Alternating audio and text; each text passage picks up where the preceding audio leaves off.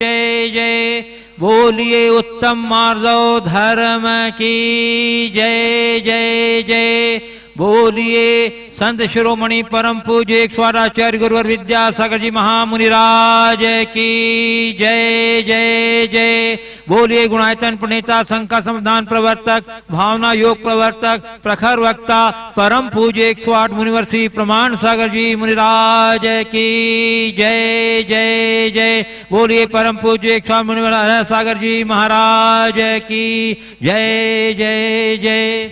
प्रिय दर्शकों, पारस चैनल, जिनवाणी चैनल एवं प्रमाणिक ऐप के माध्यम से प्रसारित होने वाले आज के संघ का समाधान के कार्यक्रम से जुड़े देश एवं विदेश के सभी श्रोताओं का, दर्शकों का, श्रद्धालुओं का धर्म प्रभावना समिति कटनी की ओर से हार्दिक हार्दिक अभिनंदन करता हूं।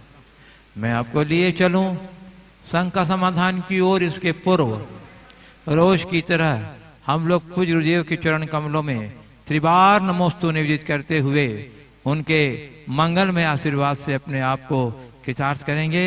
तो चलिए हाथ जोड़िए, मस्तक झुकाइए और बोलिए मेरे साथ नमोस्तु गुरुदेव, नमोस्तु गुरुदेव, नमोस्तु गुरुदेव।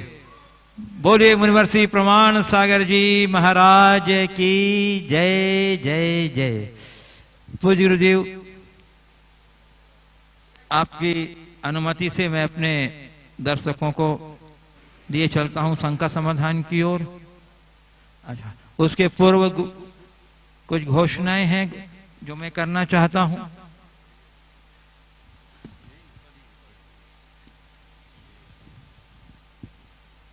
श्री ताराचंद जी, मलूक चंद जी, श्रीमती दमयंती वेन, चौवटिया परिवार, भंडार निवासी, जिला Sirohi, Rajasthan, sharp ply limited, sharp ply India private limited, Bangalore. ये श्वेतांबर मूर्ति पूजक समुदाय से संबद्ध हैं।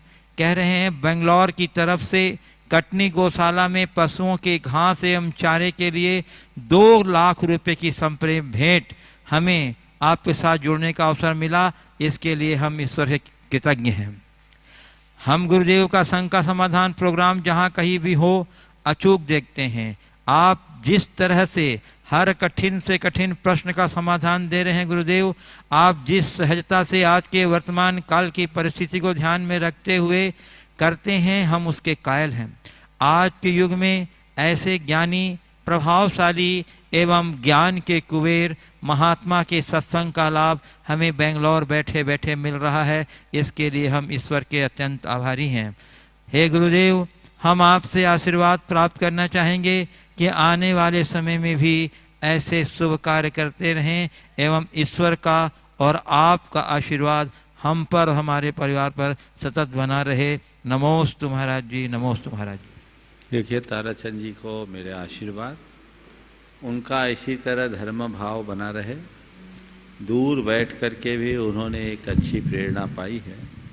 इस प्रेरणा को अपने जीवन की एक स्थायी उपलब्धि बनाएं और अपने जीवन के परम लक्ष्य को ध्यान में रखते हुए परिवार के साथ आगे बढ़े। मेरा यही आशीर्वाद है। बंधुओं, श्री मिठाई लाल जी, नीलेश कुमार जी, रानू जैन परिधान परिवार ने धर्म प्रभावना समिति के लिए एवं गौशाला के लिए 16,000 रुपये की राशि की प्रदान की है। श्री प्रेमचंद जी, अनिल कुमार जी, अमित कुमार जी कटारे, इन्होंने धर्म प्रभावना समिति के लिए 11,000 रुपया और गौशाला के लिए 11,000 रुपये की राशि प्रदान की है।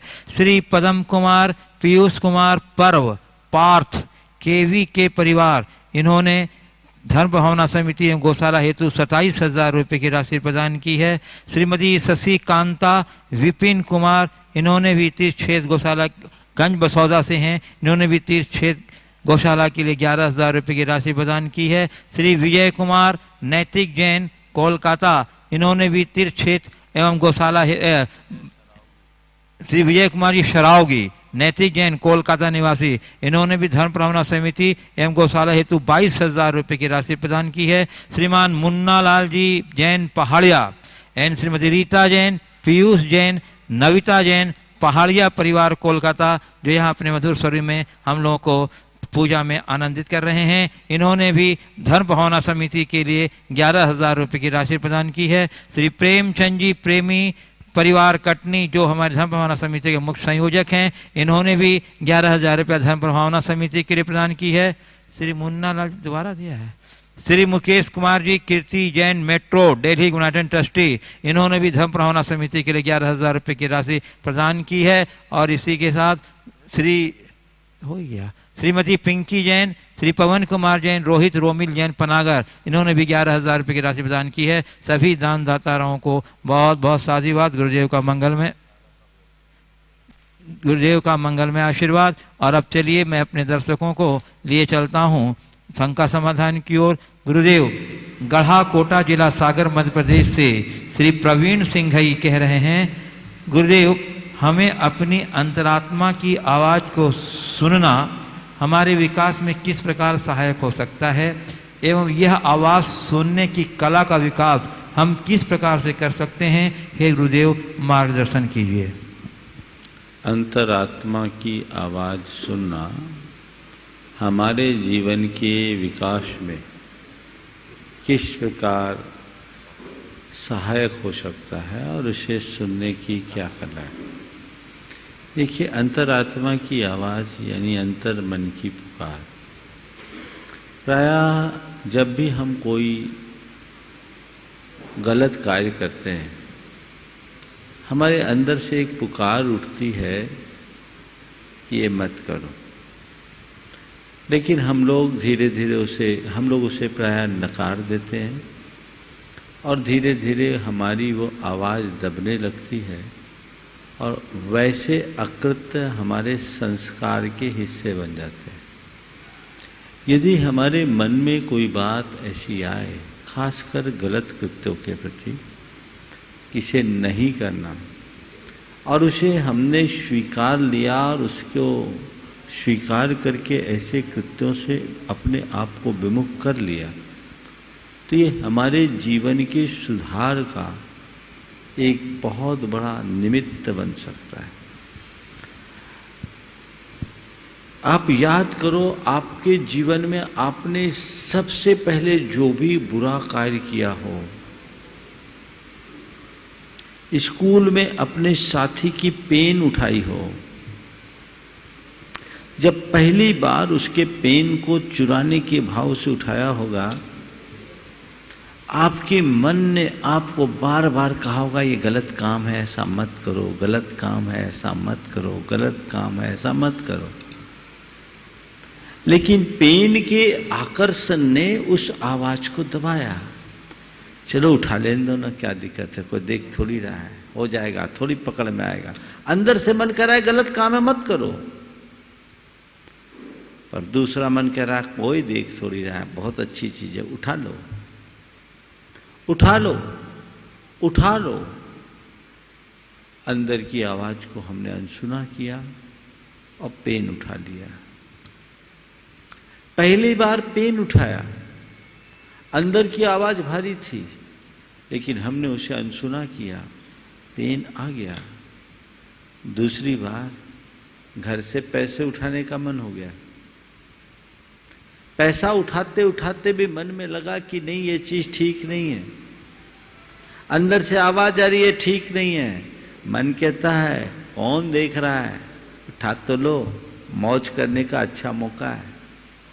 आपने पैसे उठा लिए, अपने अंतर की आवाज को आपने अनसुना किया और बाहर की आकर्षण में मुग्ध हुए चीजों को उठाने लगे। एक पेन को उठाने वाला व्यक्ति आगे चलकर एक शातिर चोर और बदमाश भी बन सकता है। तो मेरा कहने का मतलब ये है कि गलत कार्यों के प्रति हमारा अंतर्मन जब कभी हमें रोके, हमें तत्क्षण उसकी पुकार सुननी चाहिए और उसके लिए संकल्पित हो जाना चाहिए। जिस काम के लिए मन गमारा नहीं कर रहा है वो करना ही नहीं, उसके लिए क्या करे, संकल्प। मन में आया संकल्प, अच्छे कार्य के लिए नकारात्मकता आए उसे नजरअंदाज करो, बुरे कार्य के लिए भीतर से अनुमति ना हो, कतई मत करो। और यदि व्यक्ति ऐसा करने लगे तो उसके जीवन में आमूलचूल परिवर्तन आ सकता है। ये इसके जीवन के सुधार का एक बहुत अच्छा माध्यम बन सकता है।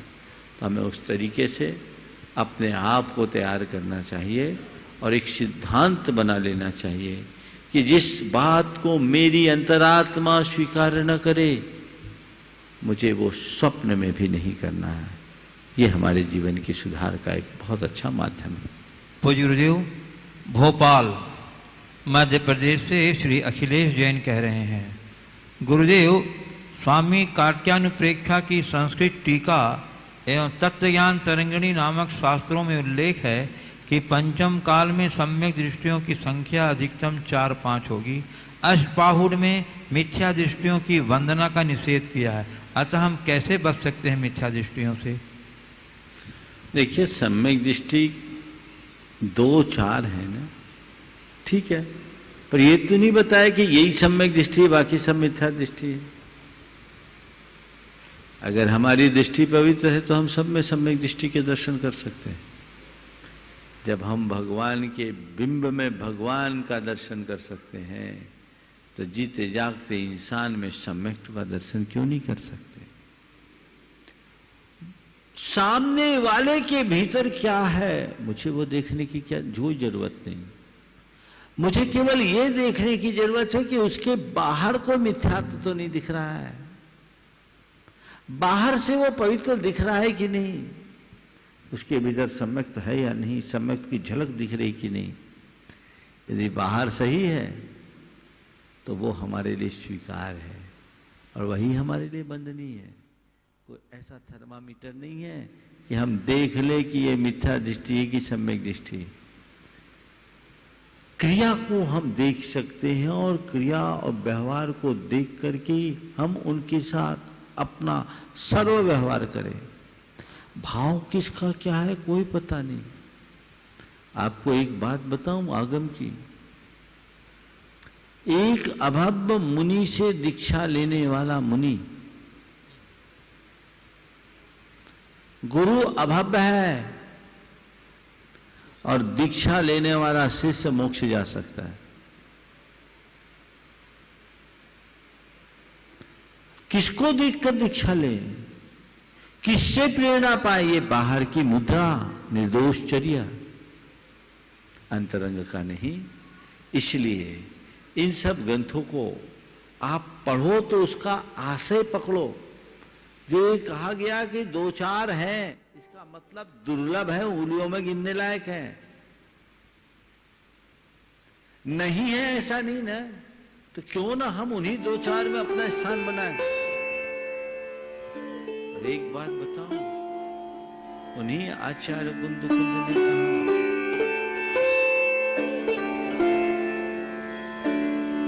अमरान बंतियानम ध्रुवम दत्थून शील संयानम जे गारवम करेंते जिर्धब्ब विवज्जिया होते। देवों के द्वारा बंदनीय शील सहित महामुनियों के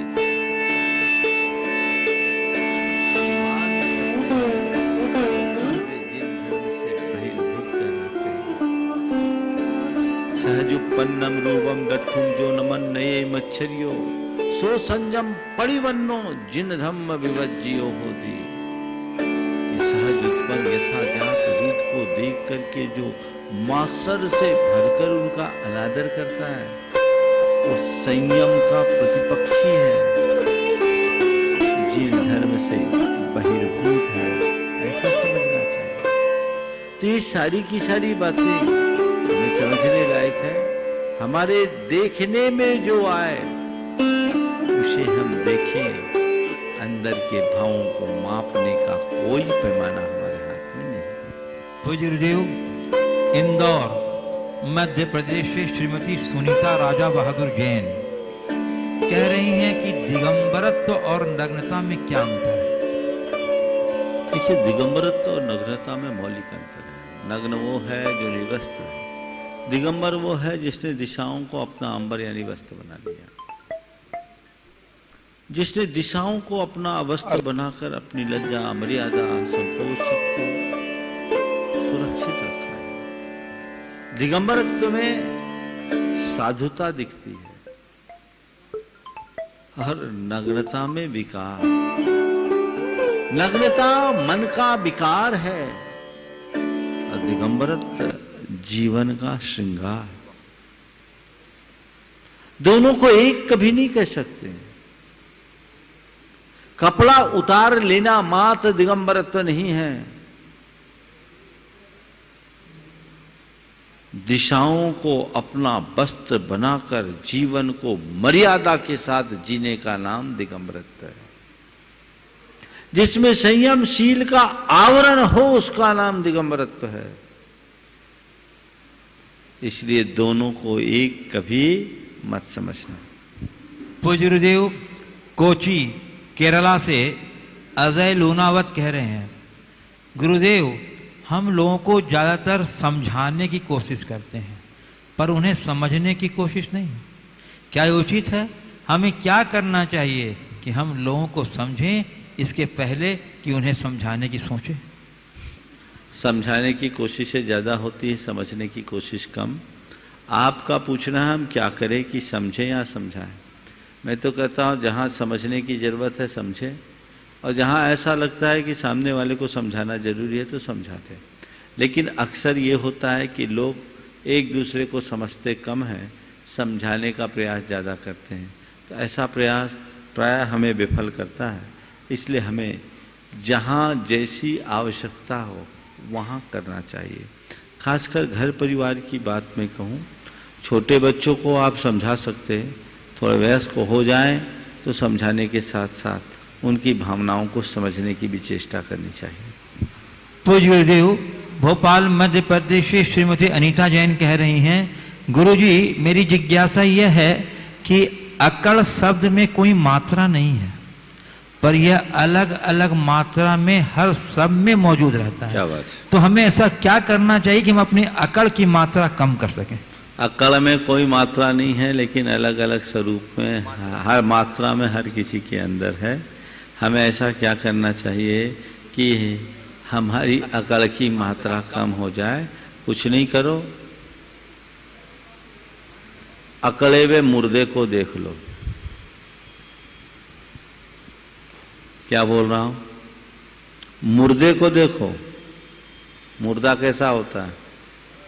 अकड़ा हुआ होता है ना। बस जिस दिन मुर्दे को देख लोगे तुम्हारी सारी अकड़ निकल जाएगी, एक दिन खत्म हो जाएगा। ये तो जीवन का सत्य है। किसी की ये पंक्ति बहुत सार्थक है, अकड़ खास मुर्दे की पहचान है। अकड़ खास मुर्दे की पहचान है, झुकता वही है कि जिसमें जान है।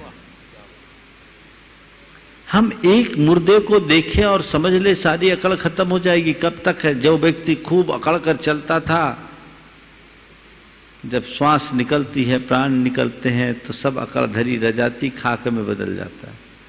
जीवन के सत्य को सामने रखकर चलने वाले मनुष्य के हृदय में कभी अकड़ पनप नहीं सकती। पूज्य गुरुदेव गोपालगंज सागर से श्री राजेश जैन आरआई कह रहे हैं, गुरुदेव चाणक्य के शब्दों में बैलगाड़ी से 5 हाथ, बैलगाड़ी से 5 हाथ, हाँ, घोड़े से 10 हाथ, हाथी से 100 हाथ और दुष्ट दुराचारी से इन सभी से ज्यादा अधिक दूरी बनाए रखना चाहिए। इसके लिए यदि वह क्षेत्र भी छोड़ना पड़े तो तत्काल छोड़ देना चाहिए। तो गुरुदेव आज की परिस्थितियों में इसका क्या पैमाना होना चाहिए? बिल्कुल ये नीति के वचन है और बिल्कुल सही है। बैलगाड़ी से 5 हाथ, घोड़ा गाड़ी से 10 हाथ, हाथी से 100 हाथ। क्यों? क्योंकि ये तीनों प्राणी हमें उतनी ही क्षेत्र में नुकसान पहुंचा सकते हैं।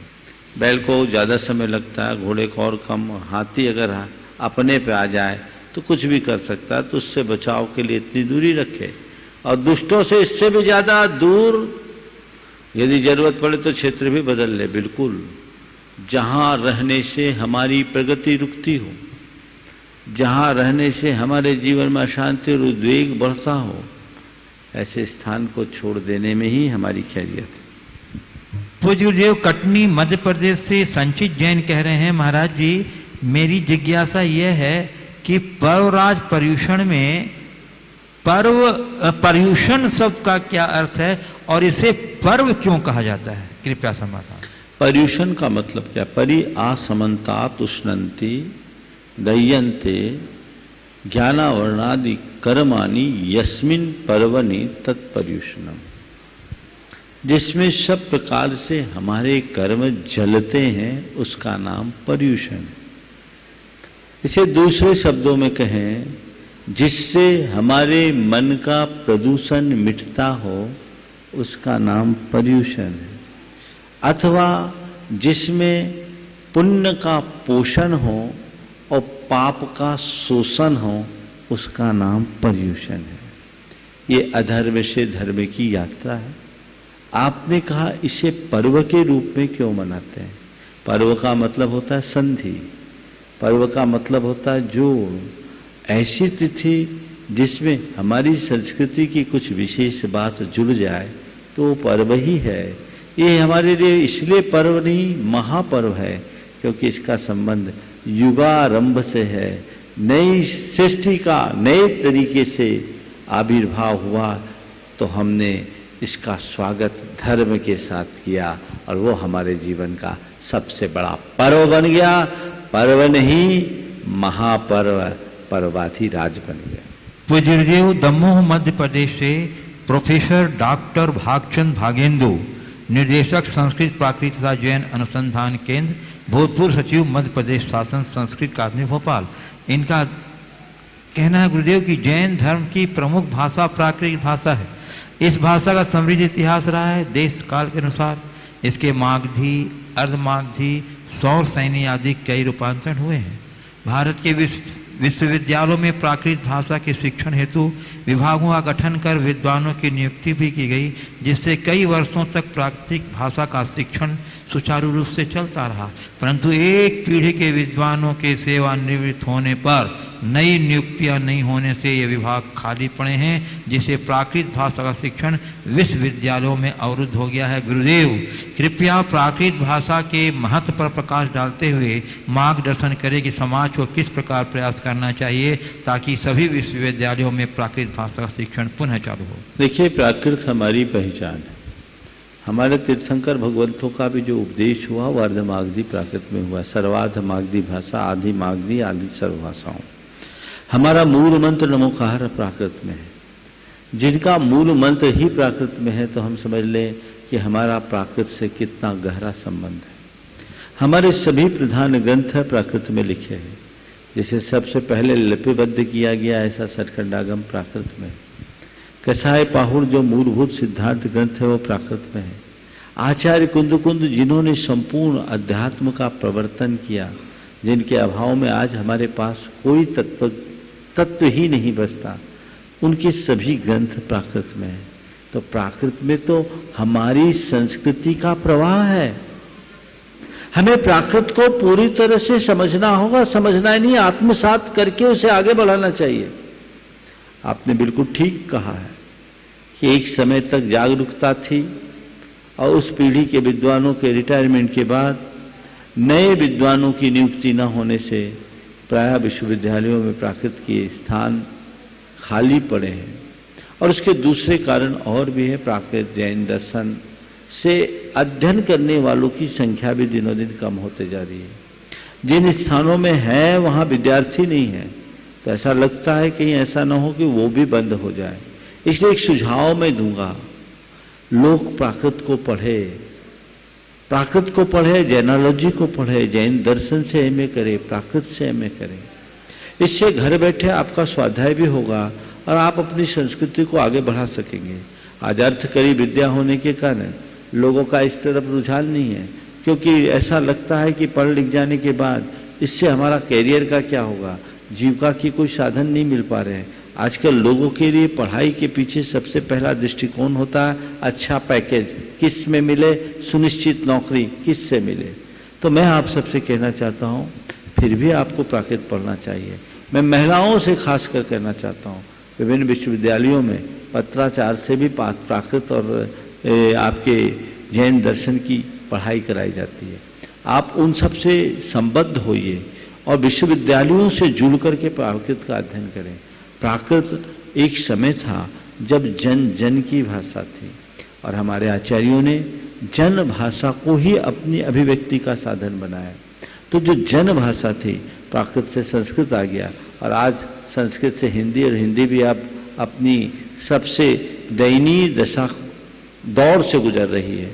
तो हमें इनमें बहुत ध्यान रखने की ज़रूरत है, एक जागरूकता का अभियान चलाने की ज़रूरत है, तभी हम सारी व्यवस्थाएं ठीक कर पाएंगे। पूज्य गुरुदेव, लंदन से श्री नितिन जी अजमेरा की माता श्री एवं अशोक जी अजमेरा पूरे परिवार की ओर से नमोस्तु करते हुए उन्होंने पूछा है गुरुदेव कि महाराज श्री क्या सहस्रनाम स्तोत्र आदिनाथ भगवान तीर्थंकर के लिए ही है या सभी तीर्थंकरों के लिए, तथा इसके पाठ का क्या महात्म्य है? ये बात है कि सहस्रनाम जो हमारे पास उपलब्ध है वो आचार्य जिनसेन द्वारा रचित आदि पुराण के आधार पर है और वो आदिनाथ भगवान की स्तुति में लिखा है, इसलिए आदिनाथ भगवान का सहस्रनाम प्रसिद्ध हो गया। पंडित आसाधर जी ने भी एक सहस्रनाम लिखा है, वो भी आदिनाथ भगवान से संबद्ध होता है, लेकिन ऐसा मत समझना कि आदिनाथ ही है। आदिनाथ में 24 तीर्थंकर समाहित है और सभी तीर्थंकरों का इसमें समावेश हो जाता है। आसाधर जी ने तो सभी तीर्थंकरों के नाम उल्लेख भी किए, तो हम इसमें एक का स्मरण करें तो भी सभी का स्मरण है, ऐसा मान लेना चाहिए। सहस्रनाम तीर्थंकरों के सभी नाम होते हैं और सहस्रनाम के स्तवन से तीर्थंकरों की पूर्ण स्तुति होती है। हमारे जितने भी मांगलिक अनुष्ठान होते हैं उन अनुष्ठानों की पूर्णता सहस्रनाम पूजा से ही होती है। भगवान की पूजाओं में भी इंद्र भगवान का सहस्रनामांकित पूजन करता है। सहस्रनाम करने से, नियमित सहस्रनाम का पाठ करने से व्यक्ति का अंतराय कर्म छीन होता है, विघ्न बाधाएं दूर होती है, रुके काम आगे बढ़ते हैं, इसलिए सहस्रनाम नियमित पढ़ना चाहिए। तो गुरुदेव प्रकाश जी पाटनी अजमेर राजस्थान से कह रहे हैं जी, गुरुदेव नमोस्तु, आचार्य श्री की दूरदृष्टि प्रेरणा व मजबूत योजना से 24 अगस्त 2015 को जयपुर राजस्थान से धर्म बचाओ आंदोलन के शंखनाद से पूरे विश्व के जैन आगे बढ़ें व आंदोलन को सफल बनाया। गुरुवार अब मिशन धर्म बढ़ाओ के प्रथम चरण में आपके मार्गदर्शन व सकारात्मक परिकल्पना के आधार पर जैन जनगणना का कार्य माननीय प्रदीप सिंह जी कासलीवाल व उनके सहयोगियों द्वारा योजनाबद्ध तरीके से करवाया जा रहा है। महाराष्ट्र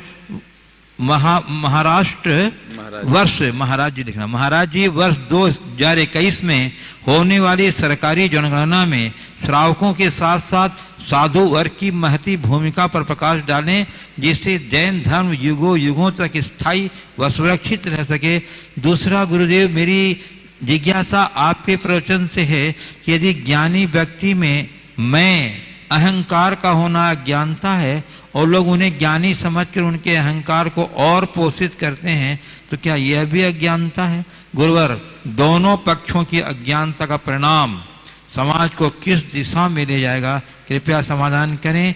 आपके आशीर्वाद हेतु प्रकाश पाटनी अजमेर। देखिए, बिल्कुल सही बात है। आज 24 अगस्त हम सबके लिए ऐतिहासिक दिन। जयपुर में मुझे तो उम्मीद भी नहीं थी कि ऐसा कुछ होना है, पर गुरुदेव के ज्ञान में पता नहीं क्या संयोग था, उन्होंने हम लोगों को जयपुर भेजा और जयपुर में जो प्रसंग घटा, जयपुर उच्च न्यायालय के द्वारा धर्म बचाओ अभियान छिड़ गया, धर्म बचाओ आंदोलन छिड़ा और पूरे देश नहीं बल्कि पूरे विश्व के सभी समुदायों के लोगों ने जिस तत्परता से अपने आप को इस आंदोलन से जोड़ा, उसका परिणाम हम सबके सामने है। जयपुर से जो धर्म बचाओ आंदोलन के कार्यकर्तागण थे, राजेंद्र गोधा के नेतृत्व में बहुत तत्परता से इस कार्य को किया और इस मंच से जो कुछ कहा गया सबने उसे फॉलो किया। ये एक बड़ा शुभ लक्षण है और इस बात का प्रमाण है कि यदि किसी बड़े उद्देश्य के लिए कोई सच्चा आह्वान किया जाए तो पूरी समाज उसका अनुकरण करने के लिए तैयार है, और जब जब समाज ने अनुकरण किया है उसके बहुत अच्छे परिणाम निकले। पिछले वर्ष हमने इसी संदर्भ में एक बात कही थी कि धर्म बचाओ नहीं, अब धर्म बढ़ाओ की बात होनी चाहिए। और अभी हमें धर्मियों को बढ़ाने की जरूरत है, क्योंकि हमारी संख्या अब बहुत सीमित होते जा रही है। हमारी कुल संख्या 44.46 लाख हो गई, बहुत थोड़े से हैं, हम उंगलियों में गिनने लायक। और यदि यही स्थिति रही तो आने वाले दिनों में हमारी स्थिति और कम हो जाएगी, क्योंकि हमारी TFR टोटल फर्टिलिटी रेट के हिसाब से रेशियो बहुत कम है, फर्टिलिटी रेशियो कम है। इस संदर्भ में बहुत सारी चर्चाएं पहले हुई और हमने जैन जनगणना जागरूकता अभियान की शुरुआत की थी। बहुत सारे लोगों ने उसमें भागीदारी की। प्रारंभ में ये सोच बनी थी कि जैन समाज के स्तर पर इसकी जनगणना कराई जाए, लेकिन बाद में विशेषज्ञों से राय लेने के बाद सबकी यही सम्मति बनी कि हम सामाजिक स्तर पर कितनी भी जनगणना क्यों न कर लें, सरकार इसे मान्यता नहीं देगी। हमें सरकारी स्तर पर जनगणना को ध्यान में रखना होगा, और तब इसका नामकरण परिवर्तित करके जैन जनगणना जागरूकता अभियान दिया। प्रदीप सिंह जी कासलीवाल को इसका नेतृत्व दिया गया, वो इस कार्य को आगे बढ़ा रहे। लक्ष्य तो यही था कि इस वर्ष के पर्यूषण से हम इस अभियान को गति दें, पर कोरोना के संकट को देखते हुए लगता नहीं है कि 2021 में जनगणना शुरू हो पाएगी। और जब भी जनगणना शुरू हो, हमें समाज में एक बड़ी जागरूकता उत्पन्न करनी है, एक ऐसी लहर कि हर कोई जनगणना में हिस्सेदार बने। वक्त पर फिर आपको जगाएंगे, क्योंकि अभी से बोलने से उसका कोई औचित्य नहीं। हालांकि विभिन्न माध्यमों से वो निरंतर इसका प्रचार प्रसार कर रहे हैं, पर हमने सोचा है कि 3 महीने का समय बहुत होता है। आप 3 महीने में पूरे देश में एक लहर उत्पन्न कर दे कि हर कोई जनगणना में हिस्सेदार बने। और केवल नाम जैन लिखने से काम नहीं होगा। आप जैन लिखो न लिखो, जनगणना से उसका कोई संबंध नहीं। धर्म के कॉलम 6 में आपको अपना नाम डालना है, वहां चिन्ह बनाए। कॉलम संख्या 6 में अगर आपका नाम होगा तो आप जैन गिने जाएंगे। इसे आप सबको ध्यान रखना है। और ये भी बड़ा चुनौतीपूर्ण है। हो सकता है कि एक साथ बहुत सारे लोग जैन लिख दे और जनसंख्या बहुत ज्यादा दिखने लगे तो शायद सरकार उस पर भी कैंची चला दे। लेकिन हमें हार नहीं माननी है, इस अभियान का हमें हिस्सा बनना है और जरूरत पड़ने पर आगे बढ़कर आगे सब काम करना है। हमारी एक ही भावना है कि समाज की वास्तविक जनगणना का हमें पता लगे, और इसके साथ साथ समाज का एक आंतरिक सर्वे हो जिसमें जो भी समाज के कमजोर लोग हैं उनको संरक्षण दिया जा सके, क्योंकि धर्मी बचेगा तभी धर्म बचेगा। फिर कभी इस संदर्भ में आप सबसे चर्चा करेंगे, क्योंकि जब समय हो तभी चर्चा करने का परिणाम है। जो सवाल किया है कि ज्ञानी जन अगर अपने अहम को प्रकट करे और यह उनकी अज्ञानता है, तो उसे पुष्ट करने वाले लोगों की अज्ञानता नहीं है क्या? निश्चित वो भी अज्ञानता है। अज्ञानी को अज्ञानी ही राह दिखाते हैं, क्या करेंगे? अंधों को अंधे ही राह दिखाएंगे तो कोई उपाय नहीं है। दोनों की दशा एक ही से है। अंधेर नगरी चौपट राजा, टके सर भाजी तो टके शेर खाजा। इससे कुछ हासिल होने वाला नहीं। जी, मैं उदय आपकी अनुमति से यहाँ कुछ उपस्थित जिज्ञासुओं को आमंत्रित करना चाह रहा हूँ। प्रथम क्रम में कुमार कुणाल जैन, सुपुत्र मुकेश कीर्ति, मेट्रो गुणायतन ट्रस्टी दिल्ली। और उसके बाद तैयार रहेंगी अंजू जैन, गुरुग्राम, हरियाणा गुणायतन ट्रस्टी।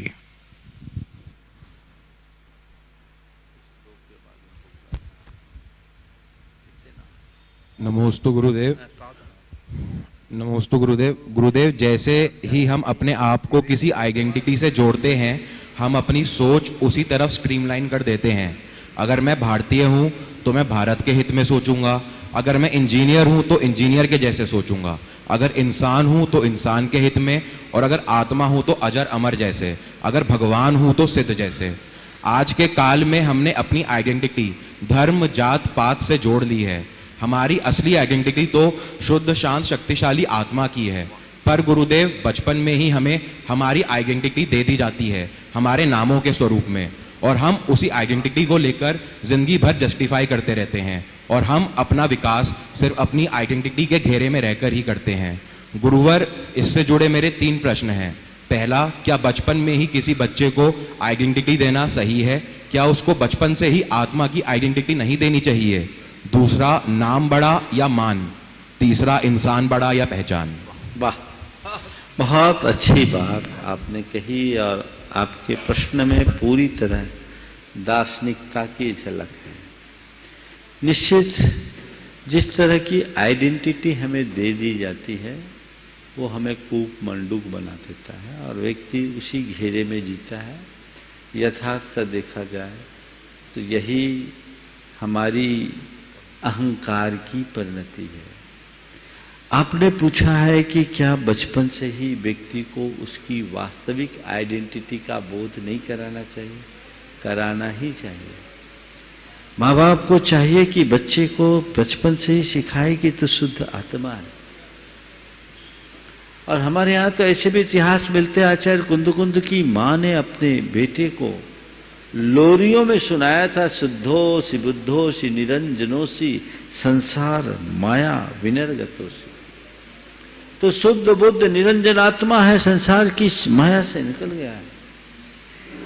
ये बोध जिस माँ ने अपने बच्चे को लोरी में दिया, वो बच्चा अगर अध्यात्म का प्रवर्तक बन जाए तो क्या आश्चर्य। लेकिन विडंबना ये है कि सब मोह जाल में फंसे हैं, तो मोह जाल में फंसे होने के कारण सब चीजों को उसी एंगल से देखते हैं। तो पहली बात, यथार्थ में हमें प्रारंभ से ही ये बोध देने का प्रयास करना चाहिए, गर्भ से ही ये बात होनी चाहिए। दूसरी बात, नाम बड़ा या मान? देखिए, नाम बड़ा और दर्शन छोटा तो कोई काम का नहीं है।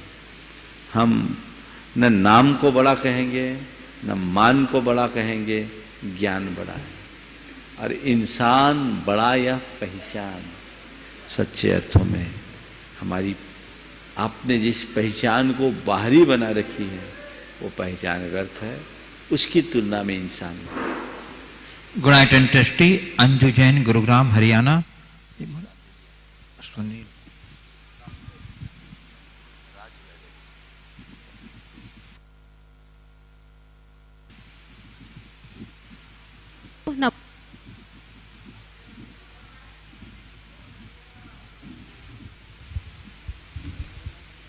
हमारे जीवन में कुछ ऐसे अपरिचित लोग आते हैं जिनसे हमारा संपर्क 1-2 दिन या कुछ क्षणों का होता है, जैसे कुछ सर्विस की डिलीवरी हो या किसी प्रोडक्ट को खरीदते समय।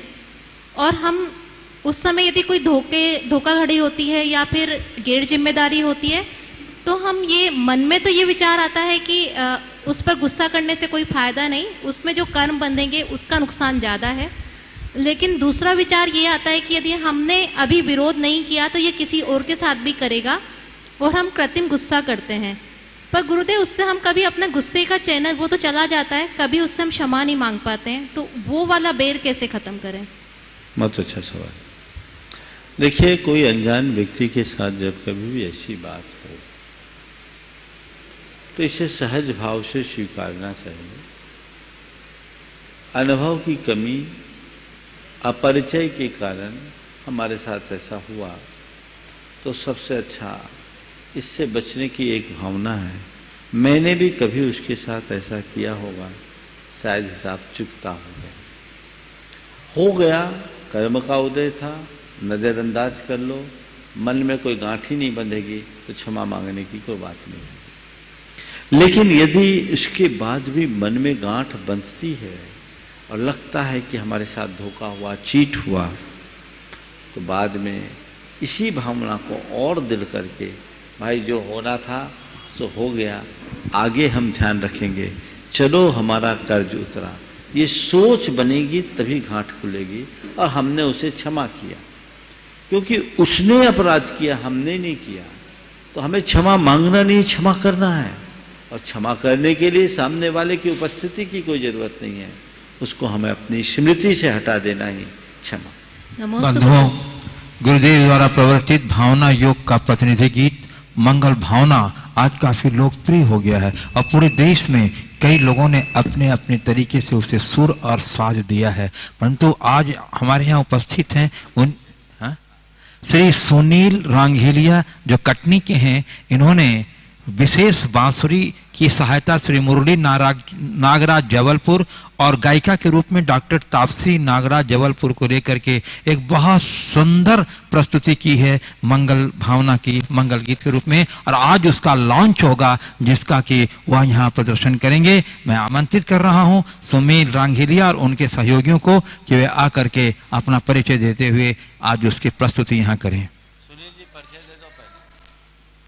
सुनील जी कृपया परिचय दे दें आप अपने सहयोगियों का।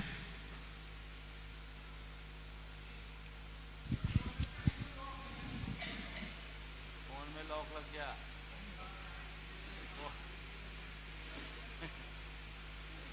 तब तक आप लोग परिचय दे दो। माइक ऑन कर दीजिए। हेलो, गुरुवार को प्रणाम करती हूँ। मैं डॉक्टर तापसी नागराज जबलपुर से आई हूँ। संगीत आप ये कह सकते हैं मेरी ज़िंदगी है। संगीत के बिना मैं कुछ सोच नहीं पाती हूँ। जबलपुर में एक कॉलेज में मैं पढ़ाती हूँ और मैं धन्यवाद कहूँगी सुनील भैया को, सुनील रांधेलिया जी को, और गुरुदेव का आशीर्वाद मुझे मिला कि मैंने इस गीत को गाया, जिसको गाते हुए मैं आपको बता नहीं सकती कि मेरे अंदर क्या भाव उत्पन्न हुए। और मेरे साथ में मेरे पति श्री मुरलीधर नागराज जी हैं जो बांसुरी पे हैं। और आज मैं इस गीत से ये जो गाने बने हैं इसका उद्घाटन कर रही हूँ। सुनील भैया आप कुछ कहेंगे? Track please.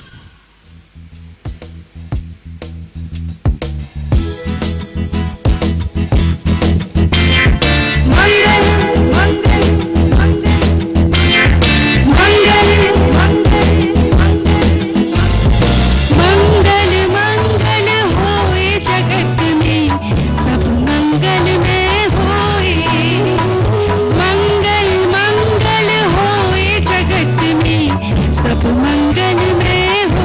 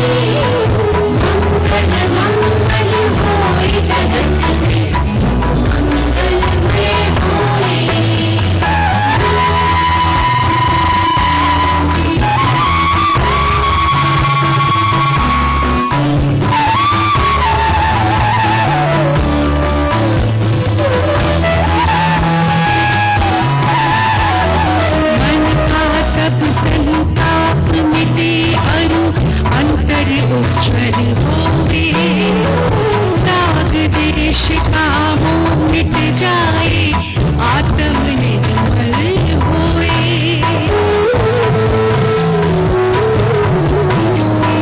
प्रभु का मंगल गान करे सब, पापों का क्षय होए।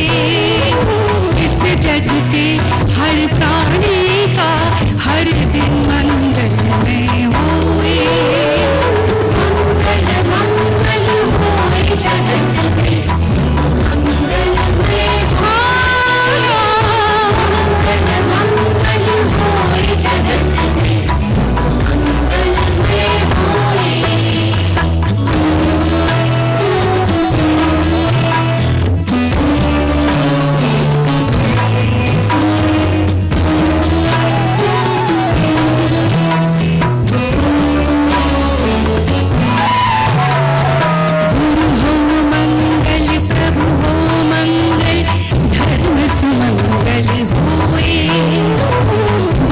पिता का जीवन मंगल, परिजन मंगल होए।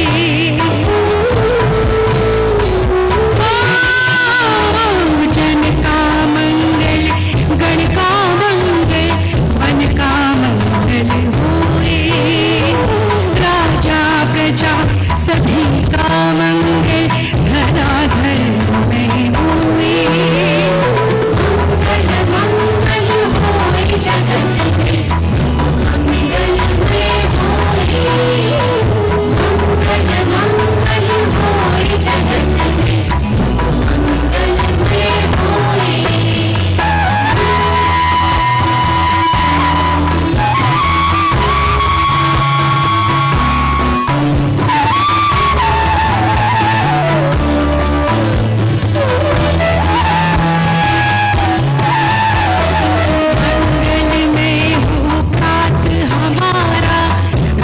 सुमंगल होए। जीवन के हर पल हर क्षण की बात सुमंगल होए।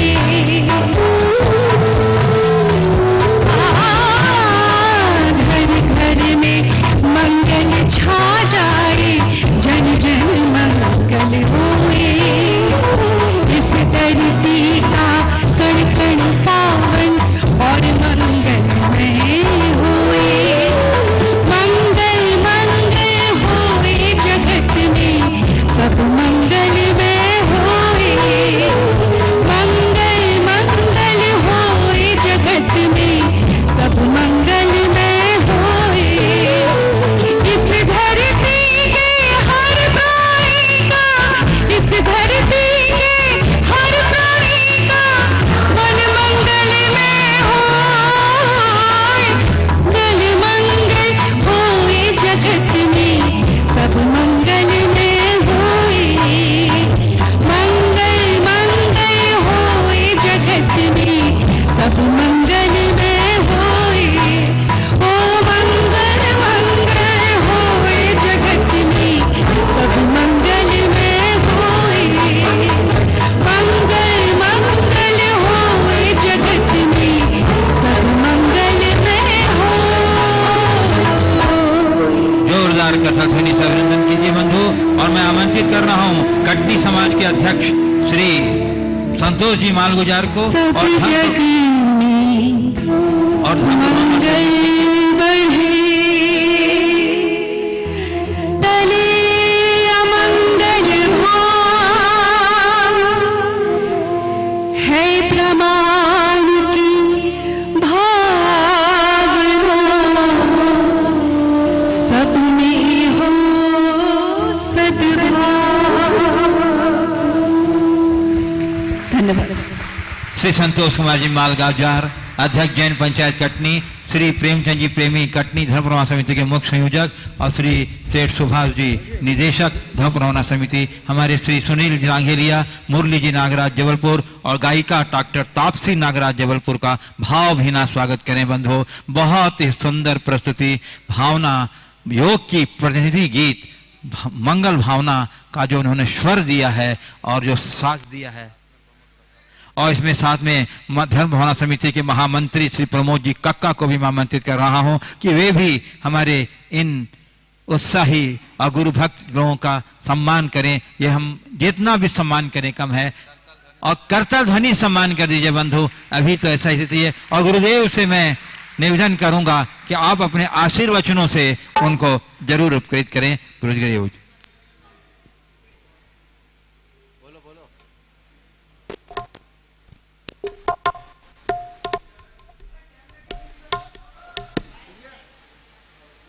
अरे भैया हेलो, मैं शकल दिगंबर जैन समाज की ओर से, धर्म प्रभावना समिति की ओर से और पंचायत समिति की ओर से भाई सुनील जी के साथ साथ हमारे बीच में जबलपुर से पधारी हुई प्रोफेसर डॉक्टर तापसी नागराज और मुरलीधर नागराज जी, दोनों का मैं हृदय से आभार व्यक्त करता हूं। सुनील भैया तो पुराने संगीतकार हैं, गायक हैं महाराज जी। पूरे मंच पे इनकी छवि अलग ही रहती थी। शेर बूढ़ा हो जाए लेकिन शेर तो शेर ही कहेगा। आज उन्होंने जो प्रस्तुति दी उनके प्रति हृदय से पूरी समाज आभार व्यक्त करती है।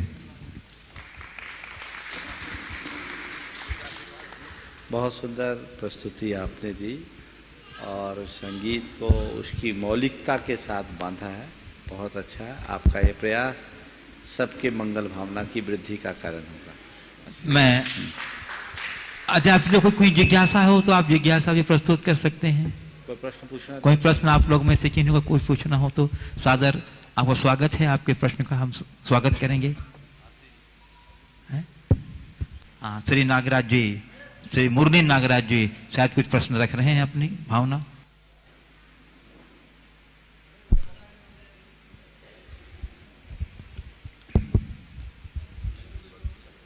आचार्य गुरुवर को सादर प्रणाम और यहाँ बैठे सभी भक्तजनों को जय जनेन्द्र।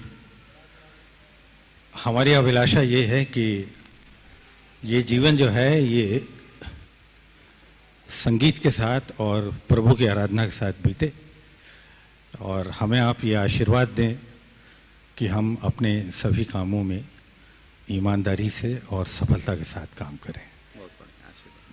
चलिए, और मैं आमंत्रित कर रहा हूँ, कुछ बोल रही है। हाँ, श्रीमती डॉक्टर तापसी नागराज जी बोल रही हैं।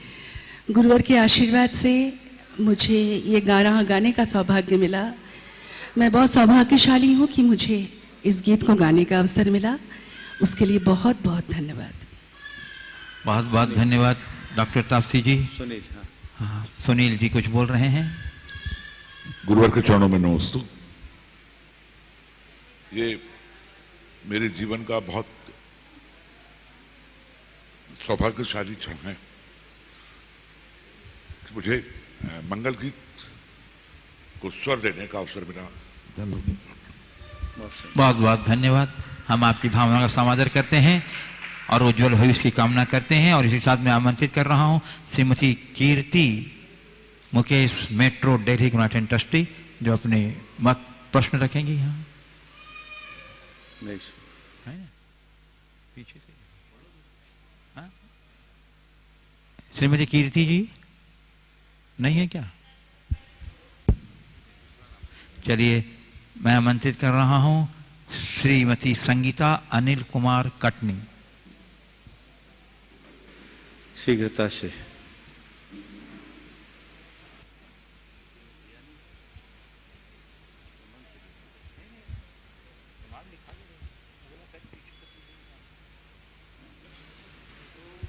बोलो। हाँ। गुरुदेव के चरणों में नमोस्तु नमोस्तु नमोस्तु। आचार्य श्री विद्यासागर पारमार्थिक ट्रस्ट लंदन यूके से सभी ट्रस्टी एवं भक्तों की ओर से कोटिशा नमोस्तु। महाराज जी, क्या किसी स्थान पर अस्थायी रूप से श्री जी विराजमान करें, बाद में दूसरा बड़ा स्थान लेकर बड़ा मंदिर बनाएं, तो क्या वह पुराना स्थान बेच सकते हैं जिसमें श्री जी विराजमान किए थे? देखो, अगर आपने कोई स्थायी मंदिर बनाया है तो उस मंदिर को हमें स्थायी रखना चाहिए। लेकिन यदि तात्कालिक काम चलाने की भावना से कोई अस्थायी मंदिर बनाया हो, और ये संकल्प के साथ कि जब हमें अपने अनुकूल भूखंड मिलेगा हम विशाल मंदिर बनाएंगे, तो इसे स्थानांतरित करने में कोई दोष नहीं। कई जगह ऐसा हुआ, एक स्थान पर लोग मंदिर बनाना चाह रहे थे, पैसे उनके पास रखे थे, लेकिन जैसा प्लाट वो चाह रहे थे वैसा प्लाट मिल नहीं रहा था। जो प्लाट मिला था वो मंदिर के लायक नहीं था, जैसा वो मंदिर चाहते थे वैसा नहीं था। मुझसे कहा, हमने कहा एक काम करो, अभी तुम लोग काम चलाने के लिए एक टीन शेड बना के छोटा सा मंदिर बनाओ, कम से कम दर्शन तो होंगे, और इस संकल्प के साथ बनाओ कि जब हमारे लिए अच्छी जगह मिल जाएगी तो हम इसे स्थानांतरित कर देंगे। लोगों ने कर लिया। अब भगवान विराजमान करने के बाद कुछ ऐसा चमत्कार हुआ कि जो सौदा उनका पट नहीं रहा था उसका ऑफर आने लगा, और बहुत जल्दी उसको वो लोग करने वाले हैं। तो ये चीज़ें ऐसी बनती है, हमारे संकल्प के साथ है। हमने अस्थायी रूप से किया, जैसे कहीं पूजा विधान करते हैं तो 10-15 दिन के लिए हमारा अनुष्ठान होता है, उस पंडाल में हम श्री जी को विराजमान करते, एक अस्थायी मंदिर बन जाता है, बाद में उसको हटाते हैं ना। तो इसी तरीके से धार्मिक कार्यों में अगर इस तरह का संकल्प लिया जाए, हमने अस्थायी मंदिर बनाए, चैत्यालय है केवल दर्शन पूजन की भावना से, तब तक के लिए जब तक कि हमें मंदिर के अनुकूल स्थान न मिले, तो आप ऐसा करते हैं तो उसका कोई दोष नहीं है। उस भूखंड का आप विस्तारीकरण कर रहे हैं। सारा कार्य अपने संकल्पों के साथ जुड़ा हुआ है। हम जिस तरह के संकल्प में जीते हैं वैसा सारा कार्य होता है। इस प्रकार आज के इस सत्र को परम पूज्य गुरुदेव के चरणों में नमन अर्पित करते हुए यहीं पर विराम। बोलिए परम पूज्य आचार्य गुरुवर श्री विद्यासागर जी महाराज की। बोलिए परम पूज्य 108 मुनिवर श्री प्रमाण सागर जी महाराज।